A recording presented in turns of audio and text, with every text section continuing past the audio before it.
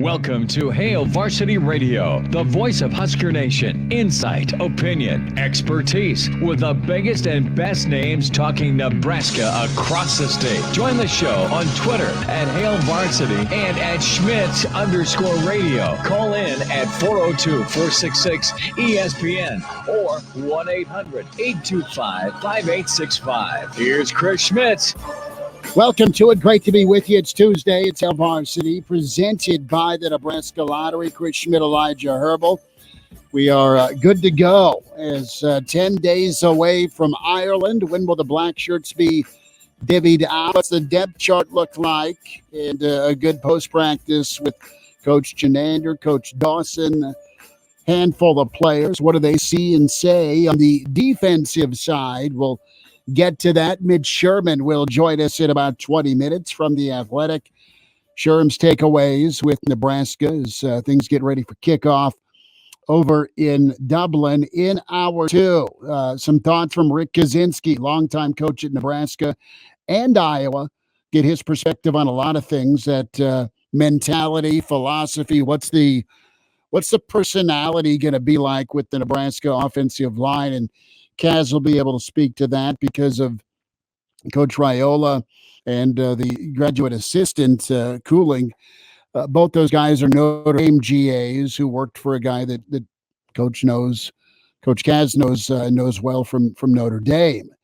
And, of course, time with the Bears in the NFL. So some perspective there. And Kaz will talk a little bit about to the process of handing out and the history behind the black shirt when they were down in Lincoln. So we'll spend time there in hour two with Coach Kaz, a Tuesday with Kaz. And then Mike St. James will be with us. One last rodeo for Better Call Saul. The series finale was last night. A lot of us watched. We'll have some thoughts. Where does it rank when it comes to series finales? And did it stick the landing? Numbers to get in, 466-3776, 466-3776. Toll free, where you can hear us, 1-800-825-5865. Across the great state of Nebraska. And email the show, chris@hailvarsity.com. Some emails to get to it a little bit. Find Elijah Herbel on Twitter at Herbel. Chris Schmidt, that's me at Schmidt_radio. Follow the show at Varsity Radio on Twitter, and always follow along with Varsity Podcast, Spotify, iTunes, Google Play, and Hail Varsity's YouTube channel. We've got all that covered. Elijah, are you ready to make a decision, or do we do this Monday before, or even Tuesday before the great trek over to Ireland? Are you ready to call your shot? I'm leaning close. I want to hear what Whipple has to say about his offensive line on Thursday's post-practice, but it is that time for predictions. You're getting more and more predictions. You had the Wisconsin-Nebraska preview yesterday. We talked with Paul Meyerberg from USA Today. He's not calling his shot with a number, but 7 seems doable when you look at the schedule. Although four wins, going from a 3-win team to a 7-win team is a monster jump, let alone if you get a little bit higher to that 8 or 9 win numbers folks are leaning towards. You've talked about it with your work buddies. You're trying to figure out and decide to be the one guy or one of many that are right that peg the win total. That's part of the fun and misery, quite honestly, when you look back. And there is some debate. There is debate, and it's been ongoing. Do you beat Illinois this year? There's some debate. Do you handle Minnesota? Do you finally get over the Iowa hump? We're getting Twitter questions. Is this the year Nebraska beats Iowa? And I will get back to you. Is my answer. We'll do the week-to-week prognostication for sure. But to me, what makes, if I'm looking at optimism and pessimism for this season, there's a lot that's got to go right, and that goes to the right column. It's not unheard of. Mel Tucker did it a year ago, but it seems it's kind of unheard of during the Scott Frost era. It seems like that's a hell of a lot to ask to hit on all cylinders and be right and everything gel and work smoothly. But there's not really been a lot of drama. There's not been a lot of murmurs from camp. Coaches are saying the right things, and I think they're honest with their assessment where guys have come in and they're ready to work and perform. But I think what is most exciting for Nebraska football in 2022 is there are plenty of options, I think, everywhere except the offensive line. Okay, and that's scary. So that's a big detractor with success. What do we know about the offensive line? There's not a Farmer, there's not a Hymas, there's not a Farniok, there's not a Juergens. I mean, guys that are in the league, right? I mean, at one point in time, they've all played here, and Nebraska's still been a sub-500 team. But you have options at quarterback, you have options at wide receiver, you have options at running back, you have more of a drill down and high-level performer as special teams coach that will win you some games or stalemate you. It won't lose you games, theoretically. Still got to go do it when it comes to coverage and returns and punting and making field goals. It still has to go happen. But just call me crazy, I feel a little bit more blind faith-wise in Bill Bush's assessment because he's done it at a high level for a long time. And then defensively, you've got a lot of toys to pick from.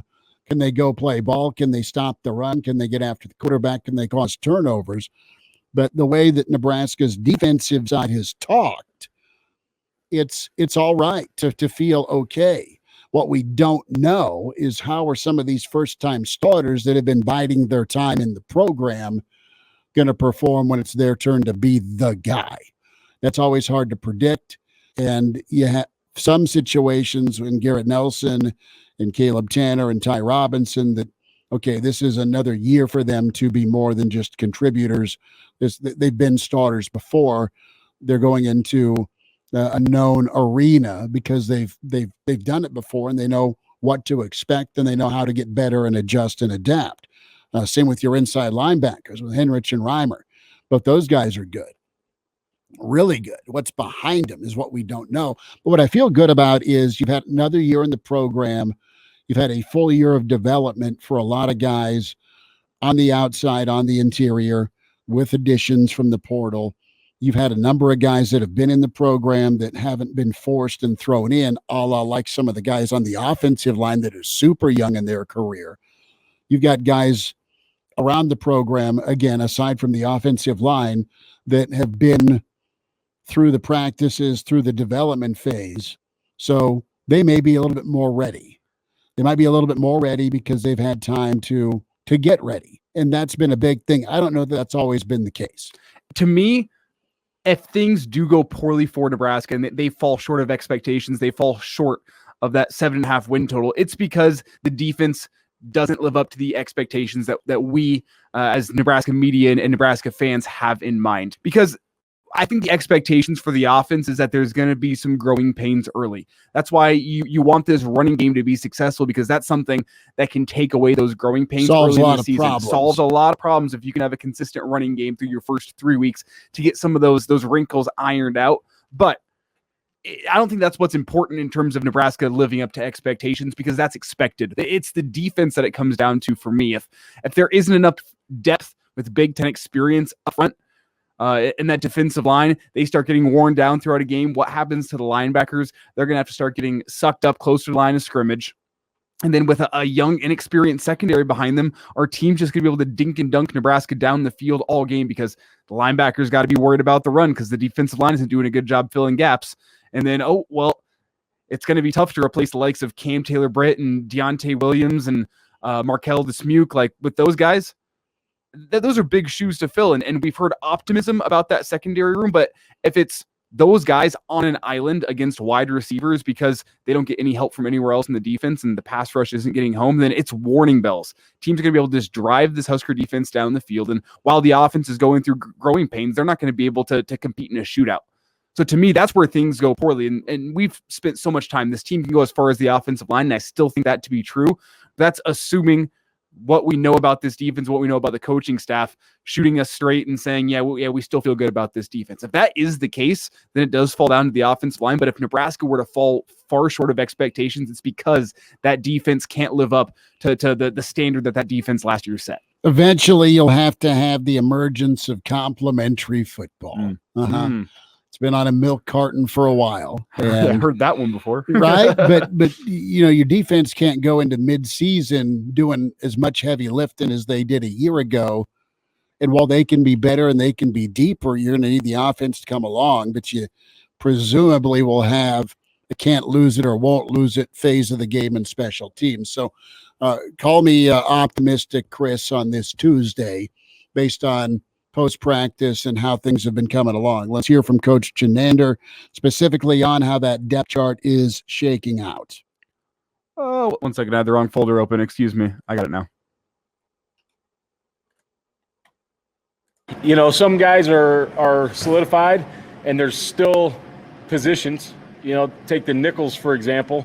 It's right now it's or, and I got to see who's going to have the best practice. And it might be that all year.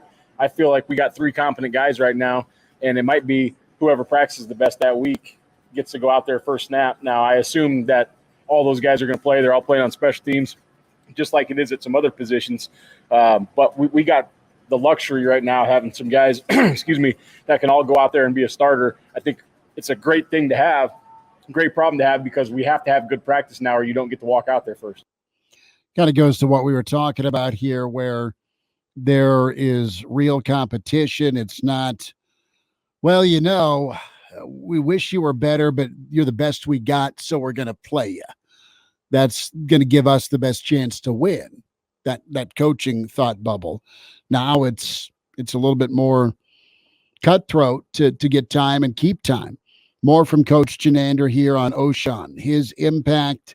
And we talk about the expectations for O'Shawn and the NIL win over Texas and in his proven performance in the Big 12, getting after the quarterback, a super athletic league.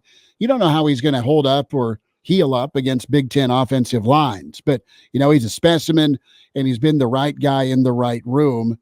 And it sounds like it's gone pretty seamless from a teammate standpoint, where he's been accepted. And a lot of that's been how he's come in with the right attitude. More on O'Shawn from Coach Chinander here, his impact and how it's helped the rest of the defense. Yeah, similar to the nickel position, it's just been more competition and more guys that everybody sees now. There's 5 guys, and any of them can walk out there and nobody would blink an eye, right? And everybody has to raise up their level of competition when you get a new guy in the room that can compete for a starting job, for a starting rotation, guys that understand, like, hey, this isn't play around time anymore. Every rep counts, every rep's being filmed, every rep's being graded, and just having more of those guys in the building helps. One of those new guys in the building is Devin Drew. And this is a bit of a pleasant surprise. He's not going to be told to go start. We don't know how many snaps he's going to get, but as far as his progress and getting up to speed, it sounds like that's a little bit better than expected. Yeah, it's been pretty amazing, actually. The guy came in, first off, Coach Dawson and the GAs have done an unbelievable job meeting extra with him, getting him ready. He's went out there, and you expect those guys to come out there, and you want to see what they can do, right? Can he play 3 technique? Can he play the run? Can he go rush the passer? And you expect there's going to be errors and blow-ups everywhere. There hasn't been. There hasn't been with him. Right now he's dialed in, he's operated, and he's going to compete for a chance to play. Realistically, in Ireland, you get here late, you expect him to take some reps. How many? I don't know. We'll see through this week, but I expect him to take some reps in Dublin. Last thought from Coach Chinander. We'll hear more from Coach Dawson in about 20 minutes. But the Blackshirt distribution, where is that at for Nebraska? Yeah, that's a good question. Actually, Coach Frost just told me the other day we need to talk about it. So we haven't decided yet. Either, I'll tell you this, it'll either be right before we leave or it'll happen right when we get there. So that is Coach Chinander. One last thought from Chins, if we can squeeze it in. How's the offense looked? Right? We want to know that. What's his perspective from the defensive side? The offense has done a tremendous job transitioning from the spring to the fall. I know in springtime they wanted to get the new offense put in, and there was a lot of stuff getting thrown at those guys, and now it's the second time through for them, and they've done a really good job. They've given us some really tough looks, both in the pass game and the run game, formationally, motion stuff. So it's been great for us because we've got to look at a lot of different things. There shouldn't be anything that anybody throws out there where we're like, oh, man, we don't know how to fit that, or we don't know how to line up to that formation, because our offense has done a great job with giving it to us. And, they got a ton of playmakers over there too. So I'm excited to watch those guys get the ball in their hands and run around when it's not us trying to tackle them, somebody else. Another thing Coach Chinander's touched on was how much improved tackling was when they were live in Sunday scrimmage. Tackling much better, and you want to see that continued improvement. And that's the name of the game. Blocking, tackling, it's boring as all get out, but it's going to win you games. And if your team can do it, you're a happy fan base. Numbers to dial up can join us. We'll have a portion that's open for phone calls, or can also tweet in at Schmidt_radio, at Herbal Lessons, and the phone line at 466-3776, 800-825-5865. 10 days out, you leaning more optimistic, or are you in that holding pattern where you don't want to commit because, man, you thought it was going to be better last year or 2 years ago? Totally get it. Mitch Sherman, he's on the way. Rick Kaczenski, less than an hour. It's Hail Varsity. We're presented by the Nebraska Lottery. And now, back to Hail Varsity Radio. Thanks for spending time at Hail Varsity, presented by the Nebraska Lottery. We say hi to Mitch Sherman with The Athletic, and find Mitch. Follow him on Twitter at Mitch Sherman. Mitch, you played your home course this weekend. That thing just beat me up and spit me out. Maybe it was one of your balls that I found in my backyard yesterday.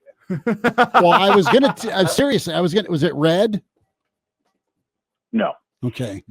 No. Found white ones. But so what that narrows it down, right? No, Schmidt needs the high visibility ones for as much as he's sitting out of the woods. Well, and that's just it. There's 3 different courses, and one of them was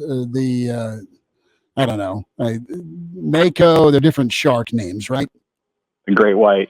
Yeah, the great white. You can find me on the great white. Okay. Yes. But you weren't at the house with the couple, correct? No.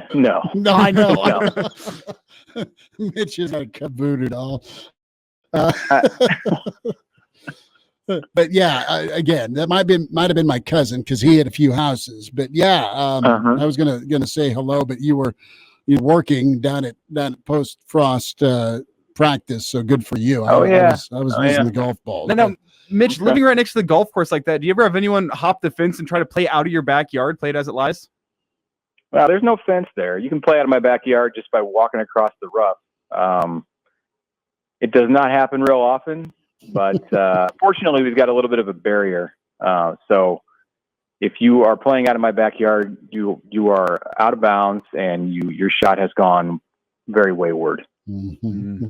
No divots in Mitch's backyard. That's right. Mitch has got 7 Dobermans. He'll sick on you. Mitch, what did you think of post practice today? Defensive day today. Anything stick out from either Coach Chinander or Dawson or any of the players? Do you take something with you in your back pocket? Yeah, I mean, they're about wrapping this thing up. That's where we're at in camp. Heard from Brian Buschini, the punter. Sounds like things are going well for him. He's excited to get overseas and punt in the soccer stadium. Things sound in pretty good shape on the defensive side. Heard a little bit about the nickels with the 3-man rotation they're planning to go to. It's getting to the end. I mean, we're a week away from the Huskers touching down in Ireland and having about 3 days of practice before that opener. And it sounds pretty optimistic on that defensive side, Mitch. And, Elijah and I were talking because, you get 10 days of kick. Fans are chirping amongst themselves, what's this season going to be? And it feels like a 1-game season for your mood as a fan. But, I can lean a little bit left here on the optimistic portion of this exercise, just because I think that the depth is real on the defensive side of the ball, presuming, and again, it's not ever great to presume, but presuming guys that have played before are ready to step into some holes, some roles that it's not like they're their first time in it, but there's a little bit more experience behind them. I think that can be good. There's a lot that needs to mesh and gel, but it sounds like competition's been driving everyone's level and ability towards that ceiling. The direction's been the right direction. On the defensive side, yeah, I think that's the case. And it's a continuation of what has happened under Eric Chinander for the past 4 seasons. They lost a lot personnel-wise from the 2021 season until now, but I think this is a defense that's ready and prepared to take a step forward with what they're doing starting next week. Not to say that they're going to pick up where they left off with all of the same production and experience, but I think there's a consistency in the flow with the way that this defense has progressed. And, that's never really been the case on the offensive side in Scott Frost's time. And I wouldn't say it is this year either. They're trying to pick up at a new spot, at a new place. They're looking at that wide receiver position to make a big jump, at the running back spot to take a big leap in production. Of course, we know about changes at quarterback. It's been disjointed on the offensive line, but it's entirely different on defense, where it's really been plug and play, with the exception of the defensive line. Those 2 positions in the middle of the defensive line, really, it's just kind of the next man up is the mentality for Chinander's group, and that lends itself to quite a high level of comfort, I would say, where you can play the players at 9 or 10 spots on the field who've been groomed for those positions without a lot of inconsistency, without much difficulty in bringing them along. So, that's kind of what we expected, or what I expected going into the fall, going into August with this defense. But you never know until they start getting through it, and here they are almost at the end. It's played out the way I think Chins would have hoped in one of the better case scenarios. Mitch, it really feels like in the past week and a half to 2 weeks, we haven't really heard all that much about that secondary room, which is surprising considering that Dismuke and Williams and Cam Taylor-Britt, those are 3 big pairs of shoes that you've got to fill. Do you think that silence is coming from the fact that the coaching staff knows who they have back there and they're confident in who they have, or is that just being a little bit overlooked by Nebraska media right now? What do you think of what's coming in the secondary and who's going to be able to step up? No, I think they feel good, Elijah, about Quentin Newsome, who is the one returning starter, and Tommy Hill has stepped in and been a godsend in some ways for the secondary. He's not that he's going to pick up where Cam Taylor-Britt left off, but he's about the most athletic guy on the entire team. So the Arizona State transfer. So that has a lot to do with what you're describing there as I think comfort with the secondary. And at the safety spot, Miles Farmer has performed pretty well in the time that he's been on the field. And you got Marquise Buford, who is kind of like a returning starter in spite of the fact that he hasn't played much at Nebraska in his one season on campus. They're real confident in what Marquise Buford can give them at that safety spot. And you've got Deshaun Singleton behind him and Omar Brown. I mean, that's 2 out of your 4 who your second team would appear to be your second team players as new guys in the secondary. And then Hill, of course, is a new guy, and behind Hill and Newsome at corner, there's Braxton Clark, There's Taman Lynham. They go too deep in the defensive backfield with a lot of strength, I would say. Are you buying stock in some of those outside guys that have been in the program a while and they've just kept on developing? They've had some spot duty, but they haven't been asked to be the guy yet. I'm asking about Gunnarsson and Butler. Are those two guys you think can have really nice roles this season? Well, because of the way that Nebraska is going to be able to bring them along, yes. If they were being asked to step into starting roles, then I'd have concerns about whether they were ready. They're both big, strong guys. I mean, Gunnarsson looks like Ben Stilley now, when he looked like a high school kid 2 years ago. Mm-hmm. He has dealt with a lot of injuries in his football career, dating back to his time as a high school player in Iowa, and seems now to have stepped out of that and is healthy. And, I thought when I met Blaze as a senior after his senior year down in San Antonio at the All-American Bowl, he was coming off hip surgery and, was dealing with all kinds of stuff that made me wonder, all right, is this really health-wise a player in the kind of shape that you want to bring into your program?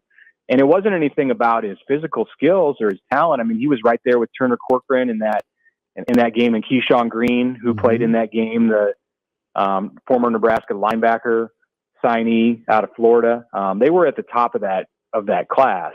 So Gunnarsson is just now, I think, realizing his potential because of being healthy. And Jamari Butler is another guy in that same class who, has just a real upside. So if that's your 4 and 5 at that position at those two positions behind Garrett Nelson and O'Shawn Mathis and Caleb Tanner, then I think you feel good if you're Mike Dawson about being able to go 5 deep with players that you can put into the game in any situation. Mitch, we got about 90 seconds left here, so I want to get your take on just what guy you think is going to be that most valuable guy for the defense this year. One of those guys where, if they have a good day, it's probably going to be a good day for the defense. Last year, we thought going into the season that it was probably going to be Cam Taylor-Britt. I think you probably could have made a good argument for him, but I think it ended up being JoJo Domann last season. And this year, it just feels like that guy is going to be Garrett Nelson. Do you have any under-the-radar candidates for who a defensive MVP-type player could be for this defense? Yeah, I'd look in the front 7 for sure.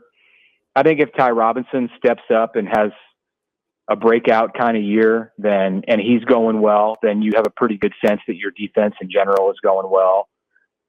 Nelson, absolutely. If he's up 7 to 10 sacks this season, then that's a real strong sign for the Blackshirts.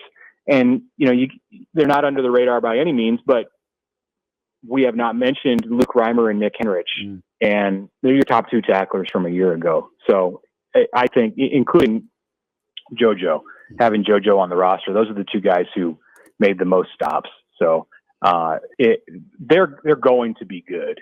And I think the question with that group at Barrett Ruud's position, the inside linebackers, is, are they going to have some help? Are they going to get help from Maga Clements, from Ernest Hausman, Garrett Snodgrass?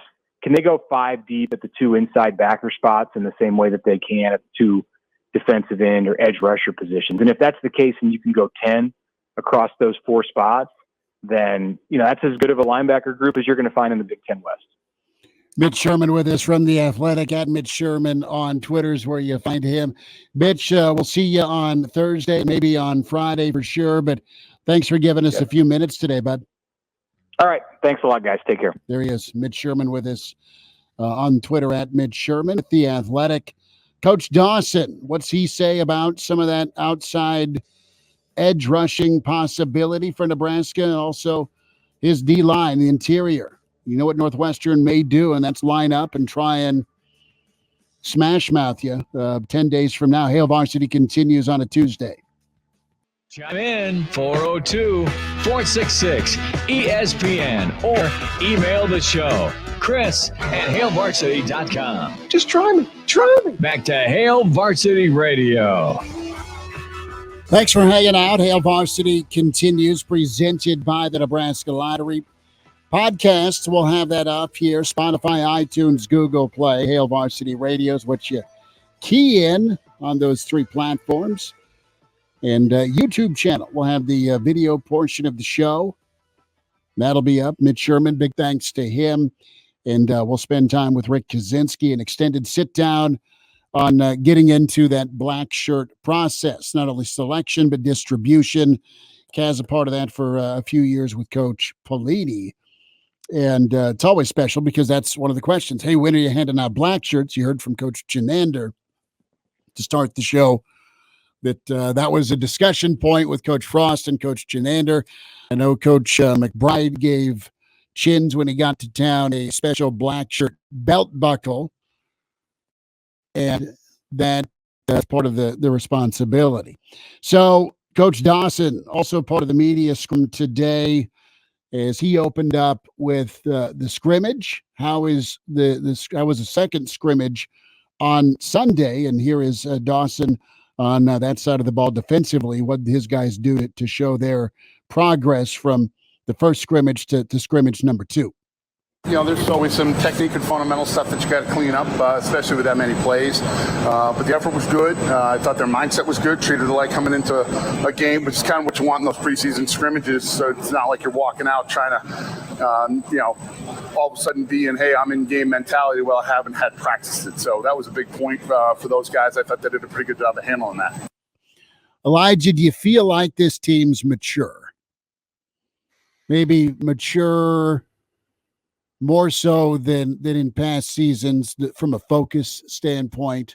That's something that's so hard to estimate during fall camp. You can throw it out there. You can be mature in a more societal sense of the term and still not be mature on a football field. They're those two completely different things. They can work together, but it's not necessarily the case. I mean, what's a good Marshawn Lynch? Mm-hmm. You look at him and you go, is that guy mature off the field? I mean, I'd argue he's childlike. He's immature in that sense, but you watch him on a football field and man, he plays football like a grown man. He's going to work. He treats it like a grown man. He's mature on the football field. So it's one of those things where I'm going to have to wait to see how this team responds to, say, going down at some point this season. They're down by 10 points in the first quarter. How do they respond? Well, whenever times get tough in the fourth quarter and a team that was down 14 points at the half is now down by, let's say they're down by 4 points or it's a tie football game. How does the team react? That's more what I'm looking for in terms of, is this team mature from a football sense? You know what screams maturity on the football field is deflecting negative momentum and seizing momentum. Yep. And that has killed this team in this era. And there's one or two plays a game that can turn for or against you. And more times than not, we can count what it's been, what it is. Punt return, blocked punt, fumble. I mean, those are game-changing, score-changing, end-of-game result-changing moments. And Nebraska's never, forever, they seized a moment. The good teams, the great teams, the championship teams seized the moment.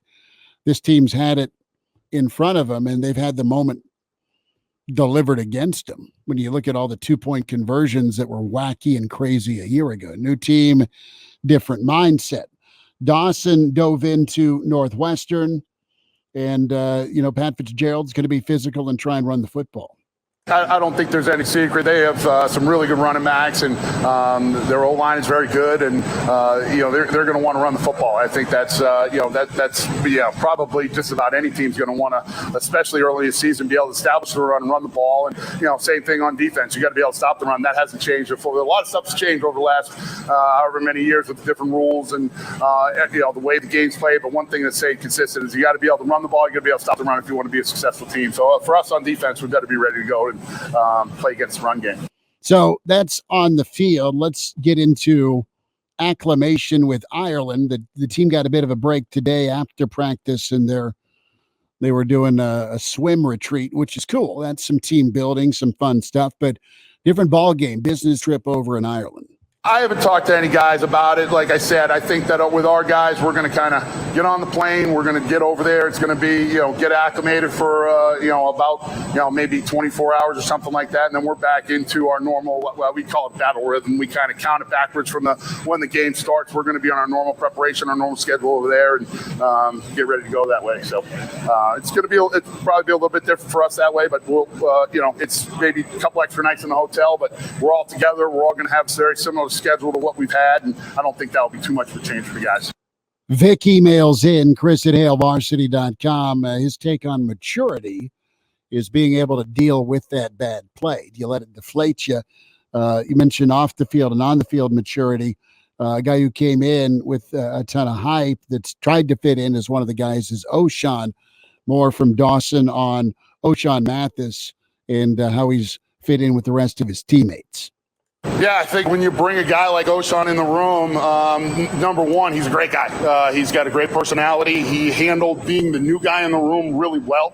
I think he's kind of, earned the trust of the guys a little bit as the new guy coming in and done a nice job with that. And also has played extremely hard. There's pressure on him, too, to learn a whole new system and learn the new language and all that stuff. And then I think the way that he's attacked that, I think impressed the guys. So I think it made it a lot easier for him by his work ethic. He's got a pretty humble demeanor for a guy that's a really good player, and he's done a nice job fitting him really well.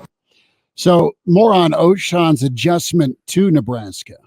So the way he attacked it, number one, I think increasing and elevating his speed and effort on the field. I think that's something that stood out probably to me fairly quickly. The first couple of days, he might not have been used to the speed in which we were practicing individual, doing different things like that. And then he put that in his rearview mirror and jumped right in and kind of, was right next to those guys. And I think he's done a nice job that way. And then the other piece is sometimes when you're the new guy, you kind of have a crutch. Well, I didn't know the play because I'm new, or I didn't understand the call because I'm new.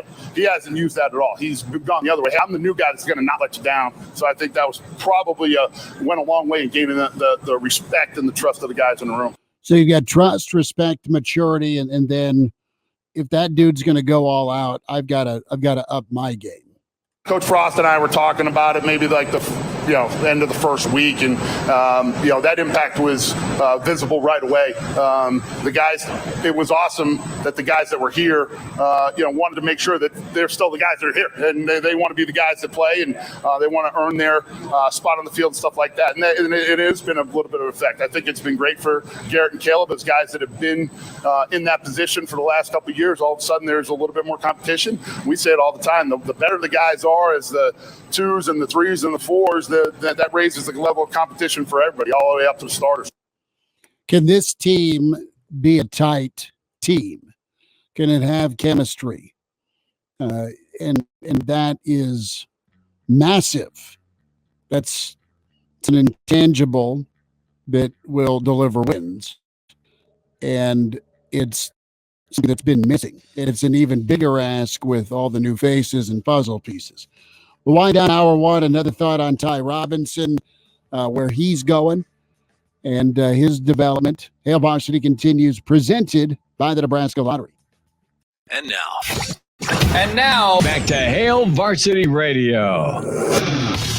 Todd emails in, Chris at HailVarsity.com. I can honestly see Nebraska beat Northwestern, then rest on our laurels and lose the following week to North Dakota or Georgia State.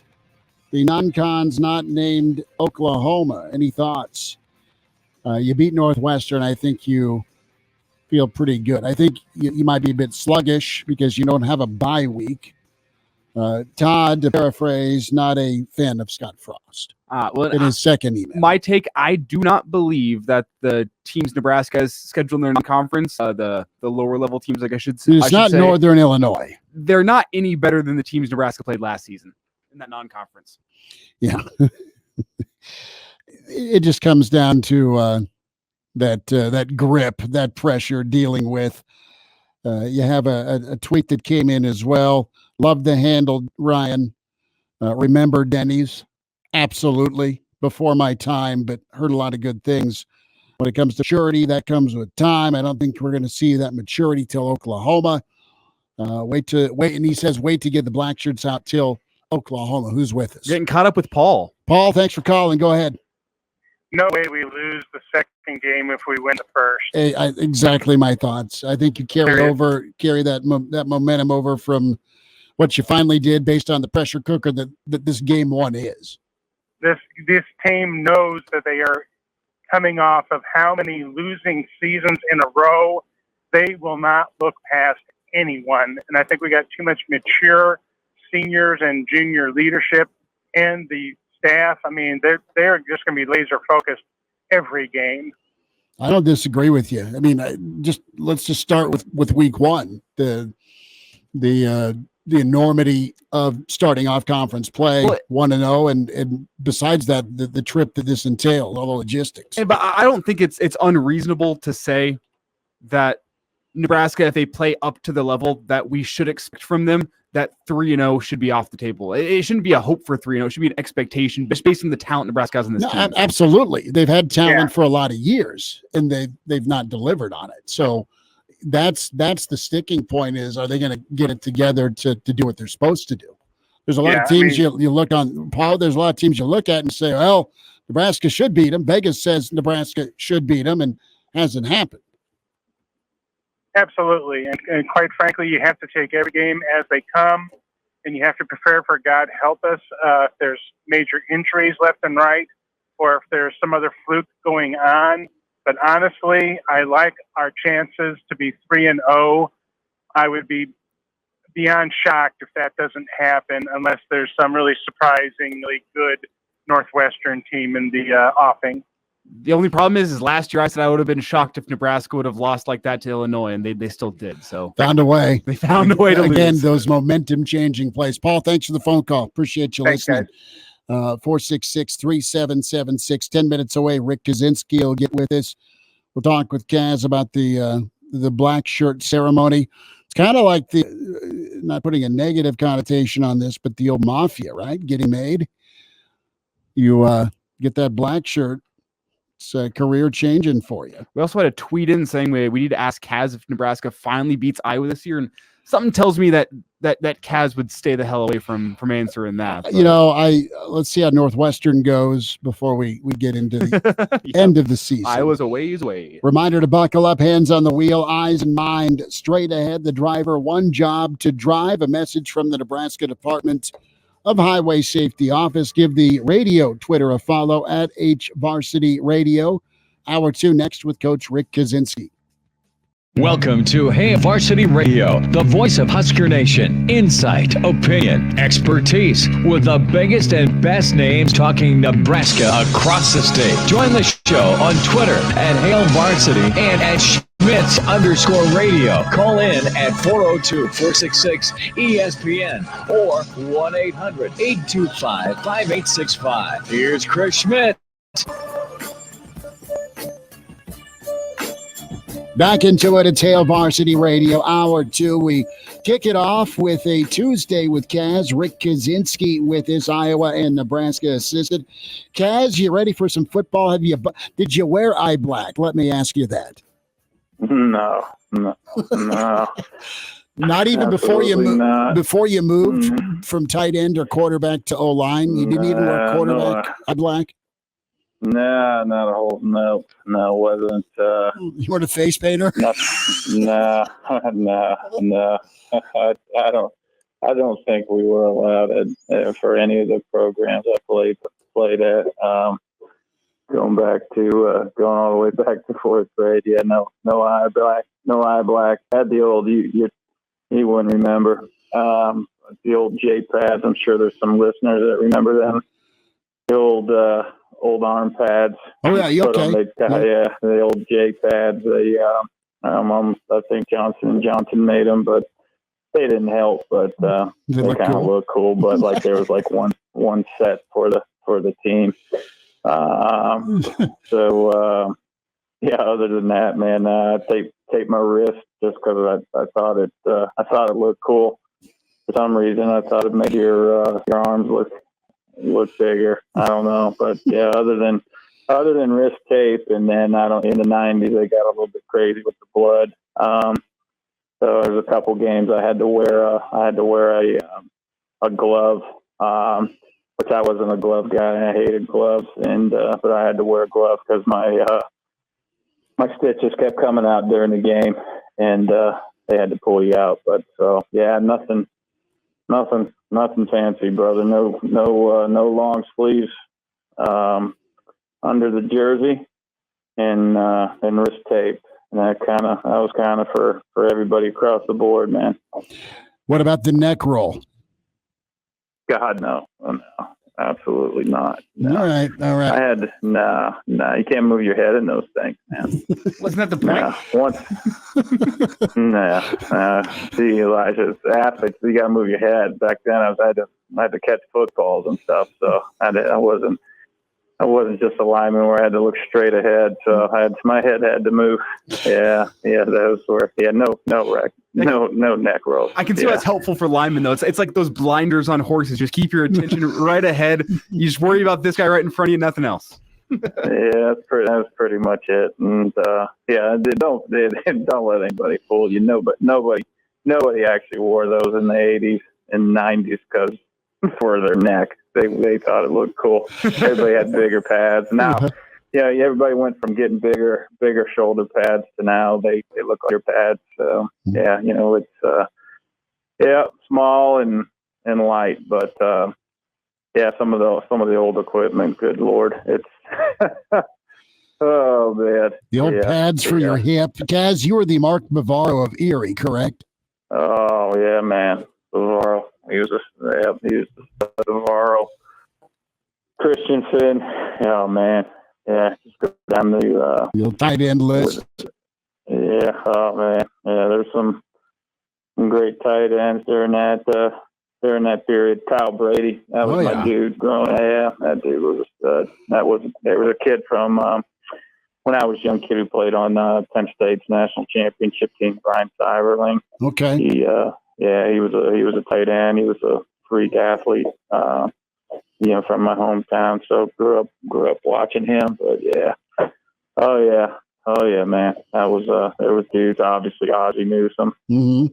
And Oz, the Wizard. He was the man. So yeah, great position. Because you block, catch, do all that stuff. But you don't have to get fat like a lineman. Kaz, I want to get your take. What was your input and your approach with the Blackshirts when it came time to handing them out? That's on the horizon here. Not sure if it's going to be Sunday before they get packed up or if it's going to be waiting for the kids in Ireland when they get to the locker room. I think leading up to that, with Bo, and I think individually what we did as coaches, before the Blackshirts were handed out, was talking about the history, not necessarily the history of even the Blackshirt, but the history of the defense. Sure. The history about what Nebraska stood for and, why they were called the Blackshirts and how they became the Blackshirts and how people recognize Nebraska nationally for the Blackshirts. So, we concentrated more on, what it stood for than the actual, here's your jersey. And, I think it was important for the guys to understand, going back, talking about George Kelly and, George Kelly was a coach, he was an administrator when I was at Notre Dame. So I knew Coach Kelly and, you're talking about a guy that coached with Coach Devaney, then Coach Parseghian, and then was an administrator with coach with Coach Faust, and then got tired of coaching and stuck around with Coach Holtz till he retired. So, you can't, the football gods shined on Coach Kelly. So you're talking about that guy, and to know the guy that was the actual person that went to the store and purchased the Blackshirts, mm-hmm. and knowing that history, and then what it became, and how it caught on almost, immediately. But it wasn't because they were black shirts. It was the guys who were in the black shirts.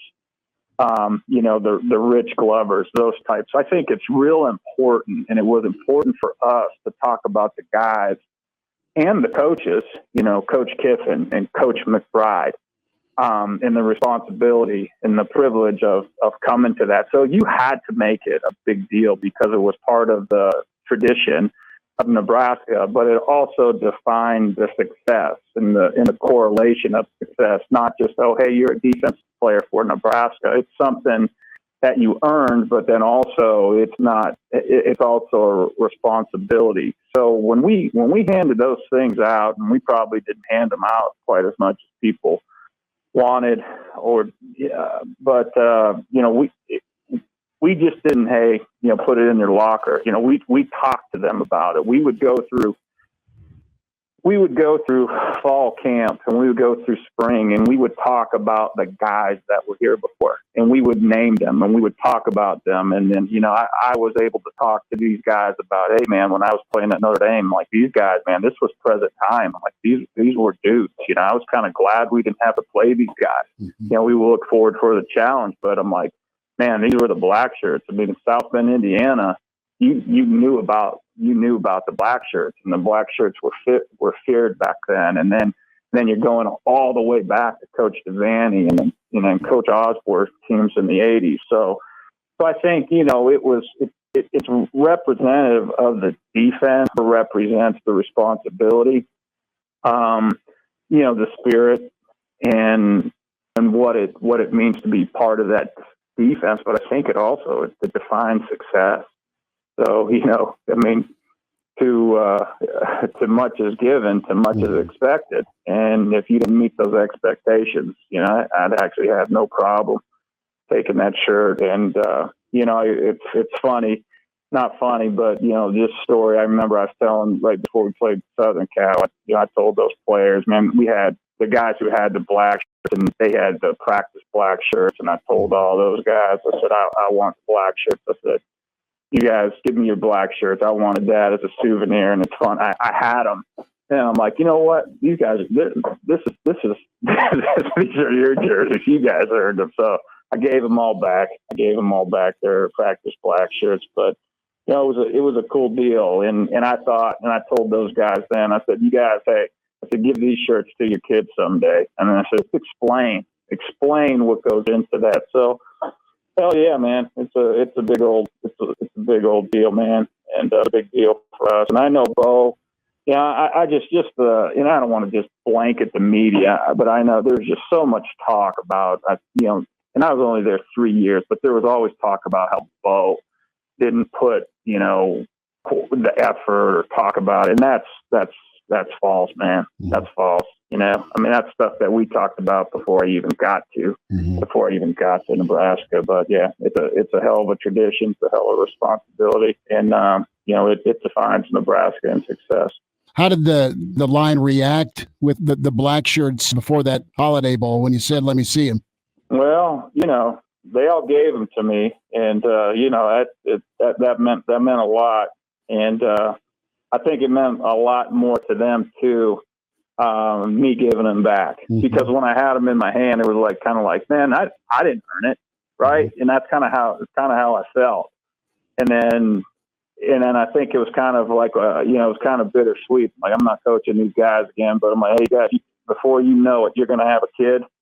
And then, you talk to them about this, and, you talk about this moment, so that's all I want you guys to do. I want you guys to come back when you're 40 years old, come back to campus. Cause guys then, that was a crazy time, man, with the staff turnover and how it went down, and how your boy, is that your cousin? Of course, he was your cousin, right? How he handled everything. Oh, come on, man. So, guys were going to take, it was wild. Like, guys were taking ends off their helmets. Guys were taking stripes off. And then we finally, it was a crazy month. And, you're playing in a bowl game as a lame duck staff, and you got a bunch of dudes walking around the second floor with a losing record from the West Coast that know nothing about the Big Ten or Nebraska. And you're like, what is, it's like bizarre world. I'm waiting for, Rod Serling to appear in the hallway from the Twilight Zone, So, but when we talked to the kids at that point, it was like, hey, listen, man, this is one stop on our road. This is where you guys went to school. Nebraska will always be your school. This is so. So it was a pretty good deal. And like we talked, when you guys come back, 40 years now from with your wife and kids, man, you want the guys you played with and the guys who coach you to look upon you with respect, and those guys were in that black shirt, let me tell you, like when you talk about passing them out, before you pass those shirts out, the guys, everybody on that team knew who deserved them. There's no surprises. It's just like I told guys all the time. We come in the film room on Sunday, and they didn't need my grade sheet to know how they played. And if you're a football player, I'd just go before I hand them their grade sheet. I'd say, "Hey, how you played?" I'd ask them how you played. And it's no different with the black shirt. So there was no surprises. There was no. And if we had to take it back, which didn't happen a whole lot, it wasn't a surprise either. Just for the record, I am not related to the Shermanator. Okay, just so we get that out there. But thanks for that, Kaz. Rick Kaczenski's with us. So let's get to Northwestern here. You played those guys a ton. You know how good Fitz is. What do you expect Saturday? I don't know that we'll talk. I'll be hopefully sticking the landing. Drunk. But, yeah. No. Yeah, no, got work to do, Kaz. Expect it to be a tough game. Yeah. That's what you when you play Northwestern, there's very going back 4, 5, 6, 7, 8, 9, 4, 5, 6, 7, 8, 9. I played 11 times playing Northwestern. There was two games. Two of those 11 times were, in the fourth quarter, you felt pretty good. You're like, okay, we're in control.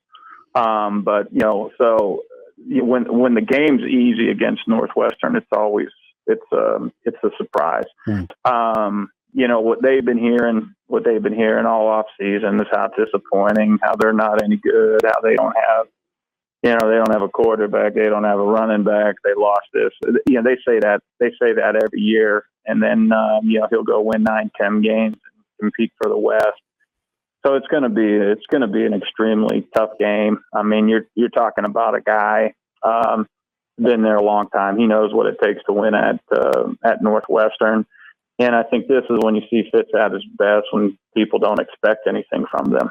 And, I know they lost some key guys, but I think they got a couple guys in the portal that will help them. And, Fitz will never be a guy that'll take multiple guys and build his program around a portal.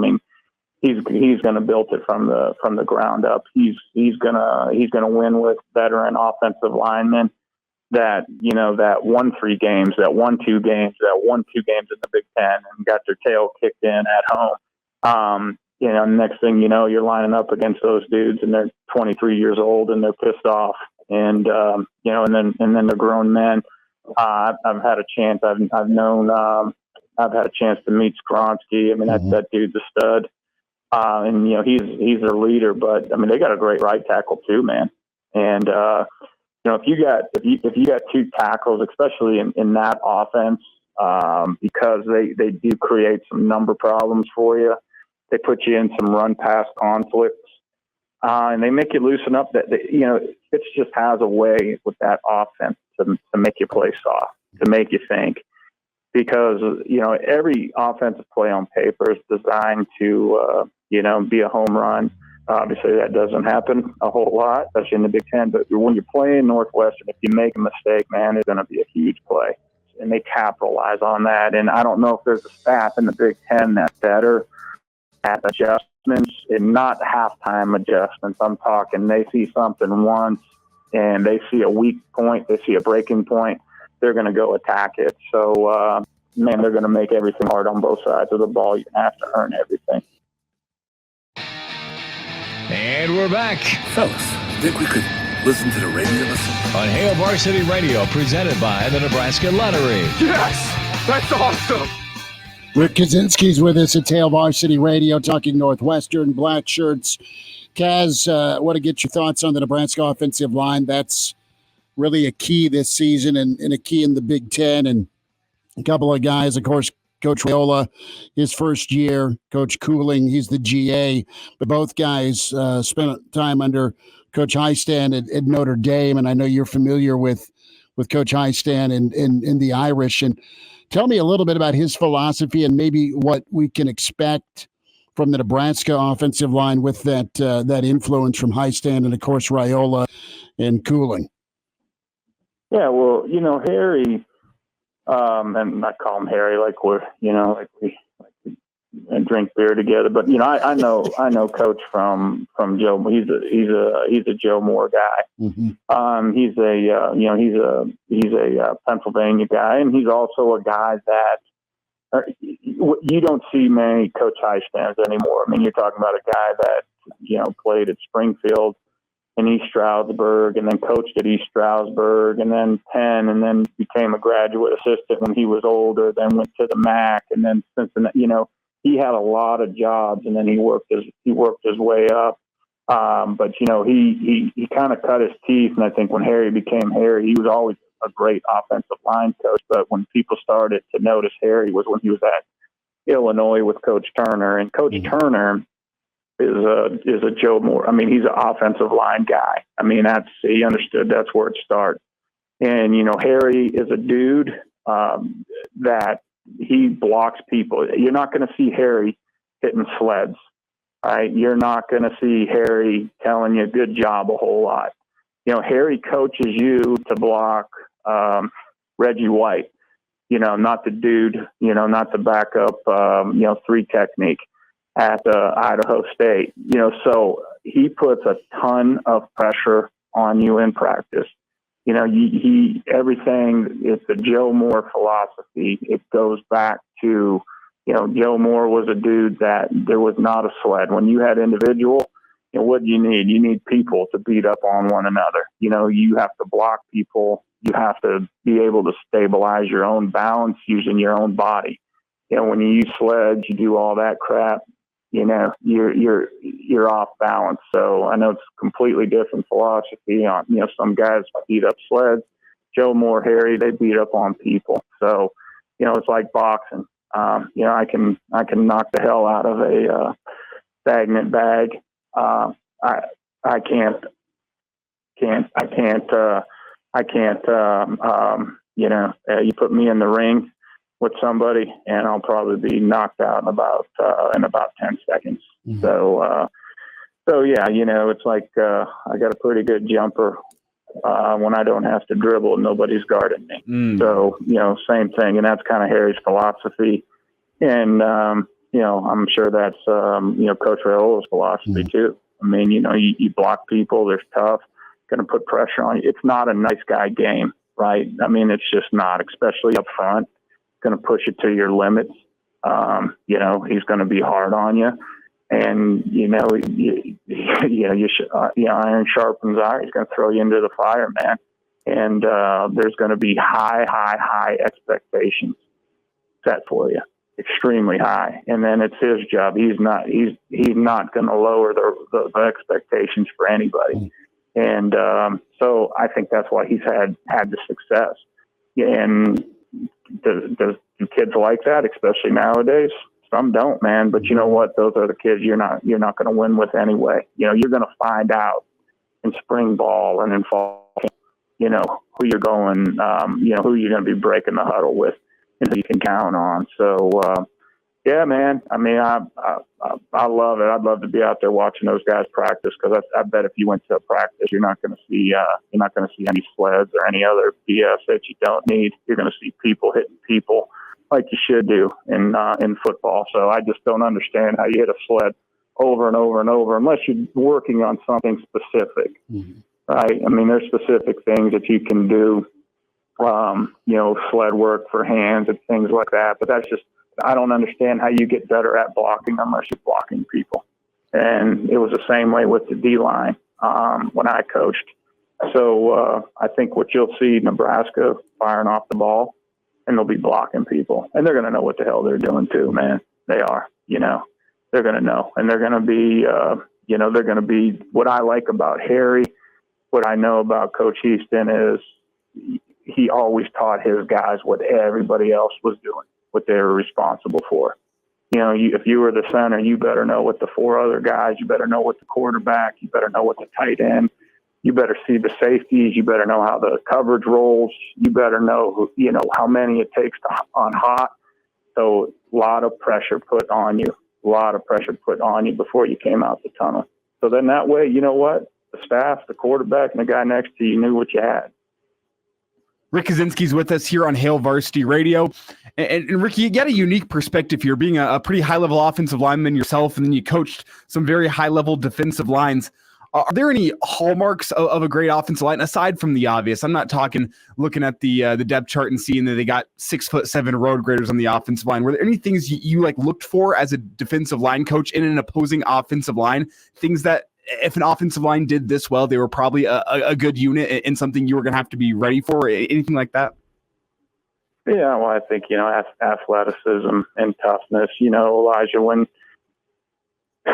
you're in this long enough, like everything else, it's no different than a business, man. Everybody has a reputation, no different than, you know, Chrysler or GM or Ford. You know, you have a reputation based off the product you put out there, and people learn about you. So, you know, you knew, just like Northwestern, you knew what you were going to get with this.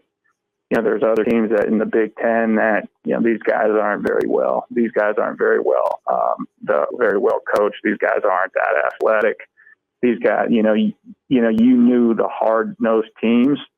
You knew the hard-nosed offensive linemen because you knew how they were coached. So I think, in my opinion, okay, man, you got Division I athletes, you got Power 5 scholarship guys. It takes a special guy to get there, right? It takes a certain type of body. It takes a certain type of athleticism. But, you know, when you're in this long enough, with the players take on the identification of their coach, right?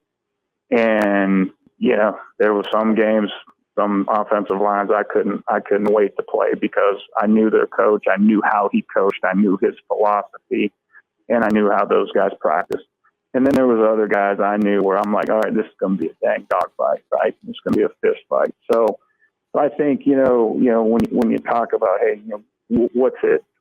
Yeah, how do you identify? I mean, what did you see in offensive linemen? Obviously athleticism, but I always looked at the coach, what he was coaching these guys and how he was coaching these guys and what he was expecting from these guys. And I think you guys can look at it. I mean, you know, go across the Big Ten. I mean, you could take the Big Ten teams and look at their O-line and say, I bet this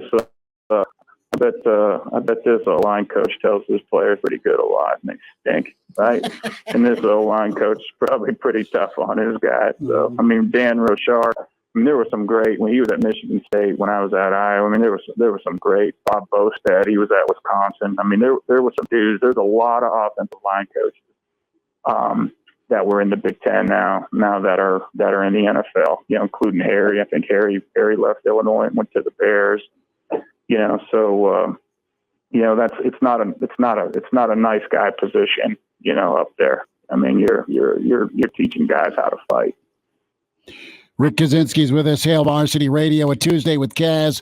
Kaz, thanks for taking time and letting us inside a little bit with the black shirt tradition, all the things, and I'll be sure to take a picture. I might even FaceTime you when I'm having Guinness next week. That'd be great, man. Enjoy yourself and be safe, man. Will do. Appreciate you, Kaz. All right, guys. Appreciate you guys. Rick Kaczenski with us, Nebraska, Iowa, and he loves to tell fables of my relation to Sean Eichhorst, the Shermanator, and he thinks I just have an IV of booze into my arm. You've known me long enough, Elijah, that's not out of the realm of possibility, but I pick my spots. Yeah, we can do a little side by side here. I got a picture of Sean Eichhorst. Put that up on the screen. if you're checking out the stream on Hail Varsity's YouTube page, the high school years for Sean. I hope people out there get that joke. They do. Well, here's the thing, like Butch and Searles and some of those guys were the ones who nicknamed him the Shermanator. Can you do a side-by-side of Icor's attorney and the actor from American Pie, the Shermanator? I can do. There's Icorst. Right. Yeah. We'll see what years of stress and right. Yeah. So this is pretty good from ESPN. Adam Rittenberg dove into ranking football coaches, and you've got different categories from contenders to overachievers, and you've got your usual suspects, national title contenders, and it's led up by Saban. The next up, programs that are very consistent, and they've been on that doorstep. And then Pat Fitzgerald gets the category of overachievers. He's second ranked behind our dear friend, the Pirate Mike Leach. So you had a nod. And as good as Gary Barnett, Coach Barney, was at Colorado Northwestern, Barney was below 500 at Northwestern because, it took 4 or 5 years to build up. And then he had 2 killer seasons. You go to the Rose Bowl, and then you go to the Citrus Bowl. A couple of 10-2s, and then you drift back and you build back. But Fitz has been there 16 years. He's 109-90. Think about that. 109 wins at Northwestern, and he's been in 2 conference title games. And he's listed number 2 as the overachiever. You got the Pirate, you got Jared, you got Matt Campbell, and then you have Mark Stoops in there, Clausen at Wake, Tedford at Fresno, Munkin at Army, Freeze at Liberty, Flecken at number 9. But there's a monster fear factor in this league, rightfully so, for what he gets his guys ready for. And he's getting NFL talent. You got NFL guy on the defensive edge. You've got a first-round tackle on the offensive side, and that's been picking up. We'll head to Better Call Saul land. Mike St. James on the way with Hail Varsity. And now, back to Hail Varsity Radio. Well, a little bit sad to do this for the final time. Better Call Saul recap, the series finale last night. Spoiler alert. We're going to talk about the finale. If you haven't watched it, it's a you problem. And if you haven't, I understand you get busy. Mike St. James in with us. He got turned on to it by our dear friend Timo, who went to college, hung out with Bob Odenkirk, Saul. So tip of the cap to Timo. We're all Breaking Bad fans, and Saul, did it deliver? Did it stick the landing? What did you think of the finale? Mike St. James with us, a.k.a. Sparty, big-time Michigan State fan. Mike, thanks for the time, brother. But how are you doing? I'm doing fine. I'm with you. I'm sad that it's over too, but yeah, they stuck the landing. I thought it was terrific. Okay. So pretty much the long and short, the little old lady, Carol Burnett, ratted out Saul. That was towards the end of the second to last episode. Saul gets in whatever the hell he's driving in Omaha winter conditions, doesn't get very far. There's the police helicopter. There's police everywhere. Manhunt time. And Saul jumps in a dumpster, loses his diamonds. And there's 4 guns facing him as he crawls out of the dumpster. And away we go to Saul negotiating. What did you think of the sit down with the New Mexico district attorney from Albuquerque? Oh, God, I love that. I was shocked, though, when he was caught that early in the show. Were you surprised by how quickly they caught him? I thought that was going to be a big part of the show, the chase. I did too, but there's just no way around it with Carol Burnett's eyesight being able to crank out the old license plate number. Yeah. Yeah, and then when they had that sit down and they started at, what was it, life plus 190 years? Yes. And then they were going to offer him 30. And, oh, my God, then he really turns into Saul and talks them down to like 7.5 years. 7 years? Yeah. In the meantime, they bring back, what's-her-face, Marie from from Breaking Bad. That was awesome. She was great. The purple loving klepto. Yes. Yes. So there was a cameo by Jonathan Banks as Mike. They're out in the desert on the cartel run from a season ago. You had Walter White and Saul in the safe house before they get transported by the vacuum shop owner. And it was all about reminiscing and regrets. What's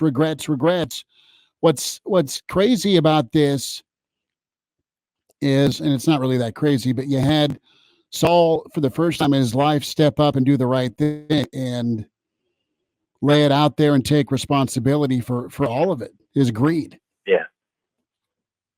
And then you had the Chuck scene as well. Mm-hmm. And that was cool because that reminded us there was a good side to Saul, in the beginning. He took care of Chuck. Mm-hmm. He didn't Chuck's have to do a whack that. job, but yeah. Yeah.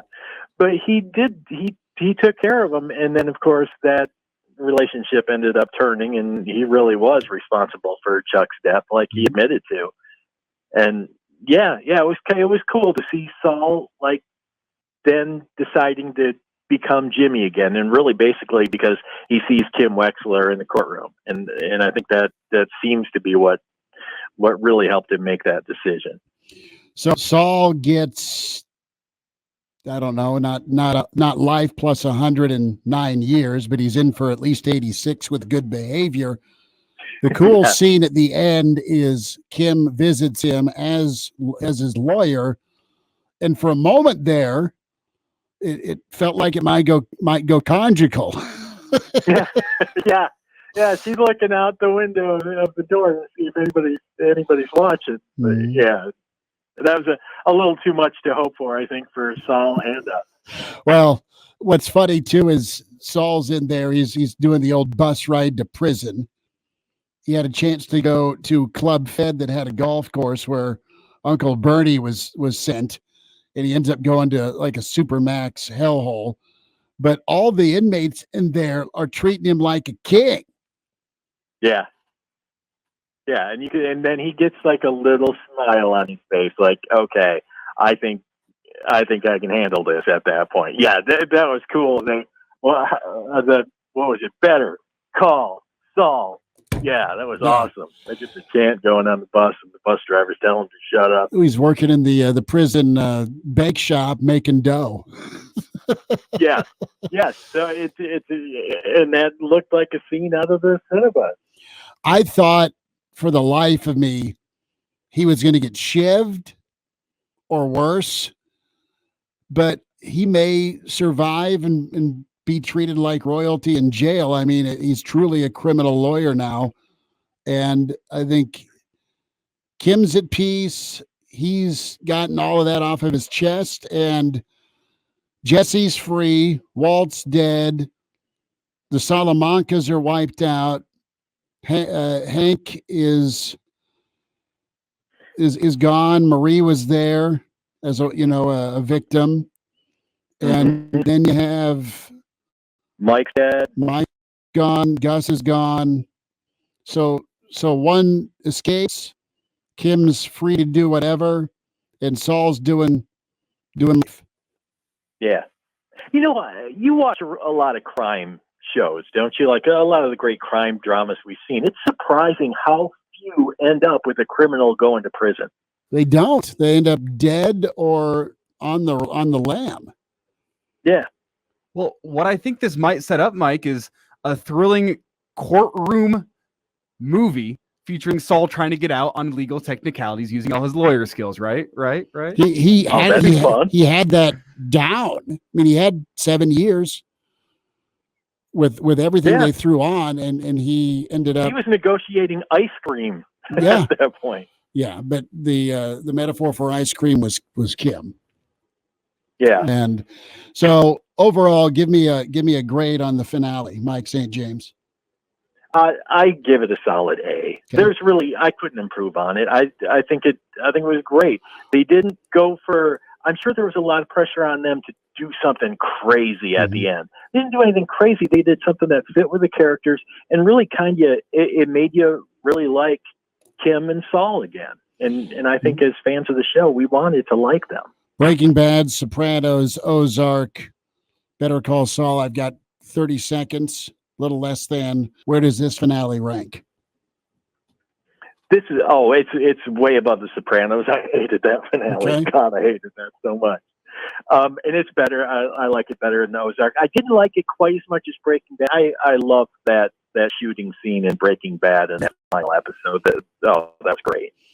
Well, Sparty, we may reach out to you during football season. For sure, Hoops. We'll get you down here for Nebraska Sparty. But thanks for jumping on and doing this, bud. It's fun. Oh, you bet. What a great show. All right. There he is, Mike St. James, our Better Call Saul insider, his review of Saul Gone. Sparty, have a good night, bud. Thank you. You too, Schmitty. All right. There he is, Mike St. James. We'll wind down a Tuesday. Hail Varsity continues. We're presented by the Nebraska Lottery. Miss us? Come here, brother. Give me a hug. We're all for you. Catch the cast at Harrison.com, the ESPN Lincoln app, or tell them on iTunes. Saddle up, bud. Back to Hail Varsity Radio. One final time, Hail Varsity Radio, presented by the Nebraska Lottery. Big thanks to Kaczenski. Podcast page, ESPNLincoln.com, The Demand. And we'll have the full show podcast up on Hail Varsity's YouTube channel, the video portion. And for audio, Spotify, iTunes, Google Play, tell a friend, subscribe, and give us a rating, good, bad, ugly. We'll take the feedback. We love hearing about it. And subscribe, and it don't cost you nothing. As Bluto says in Animal House, when the new recruits come through the front door. And get that as part of your day, the Hail Varsity podcast. But seriously, don't be shy about the feedback. We do this show for you, the people. So we want to make the best product possible. I saw just yesterday on YouTube, somebody wants me to add in some timestamps in the description so they know where they can get to each segment. I heard your feedback. That will be up on the YouTube page today. This is just a great example of us hearing your feedback. We're going to try to turn that around as quick as possible. And at the end of the day, we want to make the best show possible for you. And to do that, we need to hear what you want from us. So please feel free to give us some feedback. We'd love to hear it. Evan Bland with us from the Omaha World Herald. Get his take on Husker football tomorrow. We'll spend time with Mike Babcock from Hail Varsity. And then, you know what you need to take with you to Ireland? You need a fullback with you, especially inside the five. We, unfortunately, are not taking Joel Makovica with us. Doesn't fit in the carry-on. No. But he would take your money on the golf course. Pretty sure over in Ireland or at home on U.S. soil. But Joel Makovica will be with us tomorrow, get his take on the Husker running backs. So that's on the line. We're angling for some fun on Thursday. And then Friday, we are on the road. We're at the Hail Varsity Club in La Vista, 4 to 6 this Friday. And next week, before we depart for Ireland on Wednesday, Tuesday, don't forget Day by Day will be showing at the Hail Varsity Club, the Nebraska football documentary. You got to see if you haven't. And there's not a bad spot to watch at the Hail Varsity Club up in La Vista, right near Cabela's and the Embassy Suites. So we're there on Friday. I'm thinking about a roadie Tuesday, possibly, if that can work out ahead of Day by Day. And then I will get my goggles on and swim over to Ireland, and we'll be ready to go for Friday, Saturday, Monday shows over there. So that's what's ahead for us. Do you have any tea times in Ireland, Seth? No, I'm not bringing my clubs, dude. It's a work trip. You could rent some on the Sunday, you know? Man, Sunday's an off day. I am finding pubs and taverns on Sunday. Smart. That's what you know what? Finding pubs. I'll get golf in here Saturday, I'm thinking, weather permitting. But no, man, I'm gonna treat my liver accordingly over there on Sunday. And then we'll be ready for a show Monday. Well, a reaction show of happiness, I hope, for you, the Nebraska fan. So check out the podcast. Be sure to listen to Kaz. Good stuff from Rick Kaczenski on the Blackshirts. We'll have that up on the Hail Varsity Radio, Twitter at HVarsity Radio. Talk to you tomorrow at 4. Thanks for tuning in to Hail Varsity, presented by the Nebraska Lottery.